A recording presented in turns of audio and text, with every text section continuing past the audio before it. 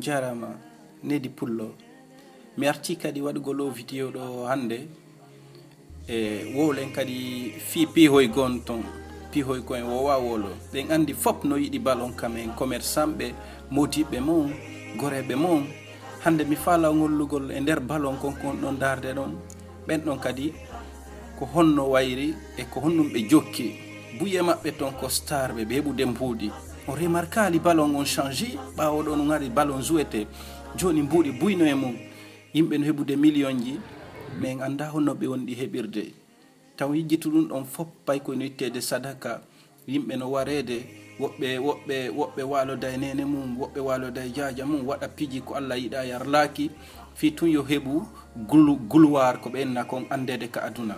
Je vais essayer aussi de parler en français. Tout le monde aime le football en Guinée. En ce moment, on a une star que tout le monde vénère. Il est quelque part en Angleterre et tout. Je ne vais pas citer son nom. Je sais que peut-être, comme il est musulman ou je ne sais pas, qu'il ne fait pas partie de ce que je suis en train de dire. Mais le football a beaucoup changé nos mentalités en Guinée. Moi, je m'adresse beaucoup aux Guinéens parce que je viens de ce pays. C'est en Guinée que tu vois qu'un commerçant, il ferme sa boutique. Et quand c'est Barcelone qui joue, les rues sont remplies, les cafés sont remplis, les vidéoclubs sont remplis. Les gens, ils abandonnent leur boulot pour aller regarder le foot. Alors que le foot aujourd'hui, c'est devenu autre chose. C'est devenu juste des panneaux publicitaires où on montre des joueurs dévirilisés qui ne sont plus des hommes, qui courent dans un terrain et qu'on vénère. On adore même nous donner des surnoms, c'est ce qu'on nous a fait avec le rap américain aussi. Donc aujourd'hui, je vous montre des témoignages des gens qui vont vous parler de la sorcellerie dans le foot, ce qu'ils ont vécu. Ils vont vous expliquer pourquoi ils ont quitté ce monde, pourquoi ils ne perdent pas leur temps, abandonner leur boulot et à regarder le foot. J'ai vécu des années en Europe, mais je n'ai jamais vu des Blancs arrêter leur boulot, fermer leur magasin pour aller regarder un Ronaldo ou quoi que ce soit. Tu peux avoir un match à Paris, tu ne vas même pas te rendre compte qu'aujourd'hui à Paris qui joue si tu n'habites pas à Saint-Denis. À Barcelone, c'est la même chose. Il y a que chez nous, les Africains, le football a lavé tellement notre cerveau, on ne sait plus qui nous sommes, on passe notre temps à vénérer ces stars qui ne nous représentent pas, surtout l'équipe de France et tous ces footballeurs, Drogba, etc.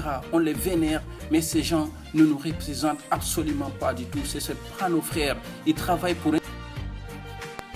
Dans ces témoignages, vous verrez des ex-footballeurs et nous on côtoie tout le monde, on voit tout le monde, ils vont vous expliquer. Merci à vous.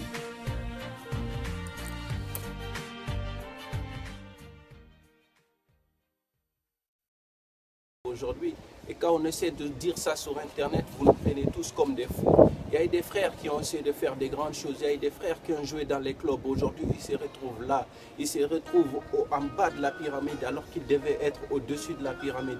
Et quand nous, on vous le dit sur nos réseaux sociaux, vous dites qu'on est des fous. Et là, aujourd'hui, on va vous montrer un frère qui est là, près de nous, qui peut témoigner, qui a joué à FC Nantes. Alors, toi, tu as vraiment joué dans ce club en amateur ou en division 1, j'en sais rien trop du foot, tu peux nous expliquer juste 2 minutes ou 2 secondes.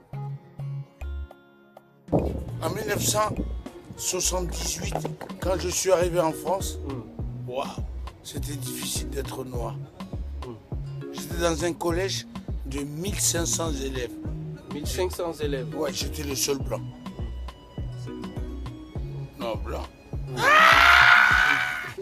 J'étais le seul blanc. Aïe, aïe, aïe, aïe, aïe. On faisait ça.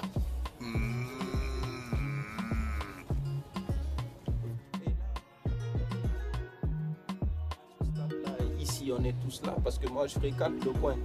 Qu'est-ce que... Demandez à Didier Deschamps.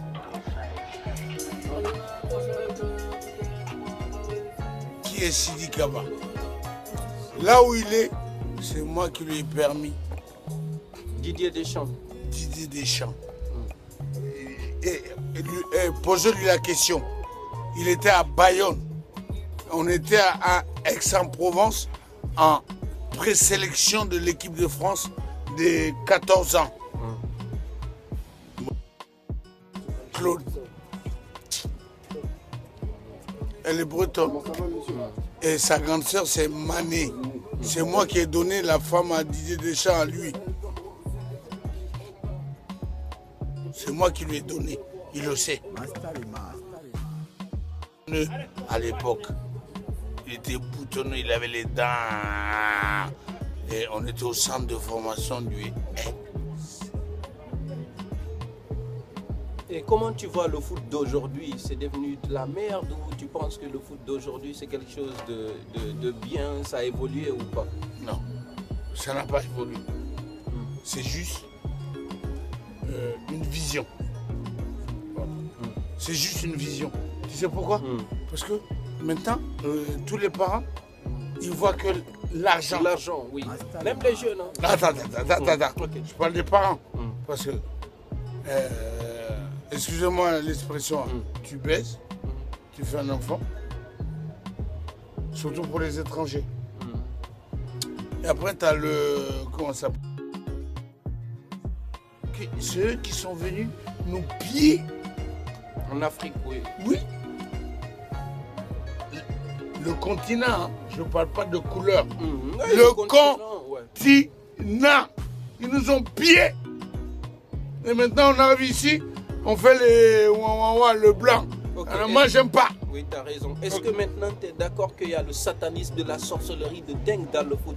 Que les footballeurs d'aujourd'hui, c'est juste des panneaux publicitaires. C'est pas tout le monde court derrière eux. C'est des panneaux partout. Ils font des coiffures bizarres. Ils sont tatoués partout. On dirait des PD à moitié, tu vois, dans le terrain. Mais ils sont devenus des panneaux publicitaires juste pour faire de l'argent. Tu es d'accord pour ça? Je suis d'accord. Ce n'est plus comme avant vous, quand vous étiez là à l'époque, non? Alors, est-ce que je peux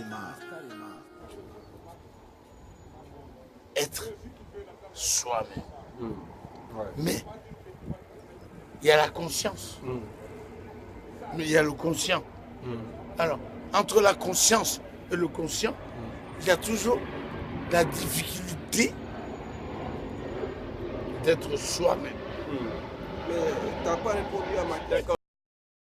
En fait, moi, j'ai juste envie de prouver aux gens que le satanisme existe dans le foot, la sorcellerie existe dans le foot. Aujourd'hui, les footballeurs, tous, je l'ai vécu. De A à Z. Je l'ai vécu. Voilà. Je l'ai vécu. Ils sont tous, ils font des sacrifices d'enfants, des sacrifices de femmes. Ils font toutes sortes de conneries pour arriver au sommet de la pyramide. Et les gens, ils n'arrêtent pas de les vénérer comme si c'était des dieux. Il y a même des Mamadou, il s'appelait Ibrahim, maintenant il s'appelle Neymar. L'autre il s'appelait Ousmane, maintenant il s'appelle Neymar. On ne comprend plus rien ce qui se passe. Tous ces gens ne sont pas là pour nous, ils sont là pour se faire de l'argent. Juste. C'est tout. C'est tout. C'est tout. Donc voilà, c'est ce témoignage que je voulais en tout cas. Je te remercie beaucoup. Voilà, mais je veux terminer par une chose. Allahu Akbar. Ok. J'ai pu réaliser mon rêve très tôt, être footballeur professionnel. J'ai très vite été populaire, très vite gagné de l'argent. Et donc le monde qui est lié au football s'est très vite ouvert à moi. Et être populaire, ça vous ouvre des portes sur tout ce qui n'est pas bon, les vices, la perversité, la débauche, la pornographie, la masturbation. Et à un moment donné, je me suis senti esclave de ces choses. J'avais bâti ma vie sur le foot et ma personnalité était fondée sur le foot. Mon identité, c'était le foot. Et il est arrivé un moment de ma vie où tout ça a commencé à basculer tout autour de moi, où voilà, j'ai commencé à avoir des problèmes de santé, pas graves, mais juste suffisant pour m'empêcher de jouer. Jouer moins, c'est-à-dire gagner moins d'argent, être moins connu, la popularité baisse, la cote baisse. Je cherchais des solutions pour retrouver cette identité que je m'étais forgée dans le foot. Il est arrivé un moment où une connaissance m'a fait rentrer dans le monde occulte. Ma situation s'empirait et j'ai été escroqué dans le monde occulte de près de 200 000 € en moins de 2 ans. Donc en plus des problèmes que j'avais avant, voilà, il s'est ajouté ces problèmes financiers et puis j'avais plus de repères. Je commençais à être dépressif, j'ai même eu des pensées de suicide jusqu'au jour où dans le monde occulte, on m'a demandé de sacrifier mon fils. Et puis là, il y a une force en moi je ne pouvais pas l'expliquer en ce moment-là, qui m'a mené à dire non, stop, c'en est trop. J'avais une copine qui connaissait le Seigneur, celle qui est ma femme aujourd'hui, m'a proposé de donner ma vie au Seigneur, que lui pourrait sûrement m'aider. Et c'est là que ma vie a changé. J'ai donné ma vie au Seigneur, j'ai tout de suite eu de la joie, j'ai tout de suite senti cette liberté. Tout a disparu. Sur le moment, personne n'a prié pour moi, mais tout à coup, tout ce poids m'était enlevé. Et moi qui n'arrivais pas à être fidèle à une fille, juste pendant une semaine, 10 jours, aujourd'hui ça fait 6 ans que je suis fidèle à celle qui est ma femme. Et pour moi, c'est vraiment un miracle. Et Dieu a restauré ma vie, il a restauré ma santé, mes finances. Et aujourd'hui, je suis heureux d'appartenir au Seigneur. Je sais que ma vie, c'est Christ. Mon fondement, c'est Christ. Mon identité, c'est Christ. C'est pas médiatisé mon transfert, mais j'ai été transféré à un prix inestimable. Du royaume des ténèbres au royaume de la lumière. À un prix, au prix du sang de Christ. Aujourd'hui, j'appartiens à l'équipe du royaume des cieux. Dieu est mon président.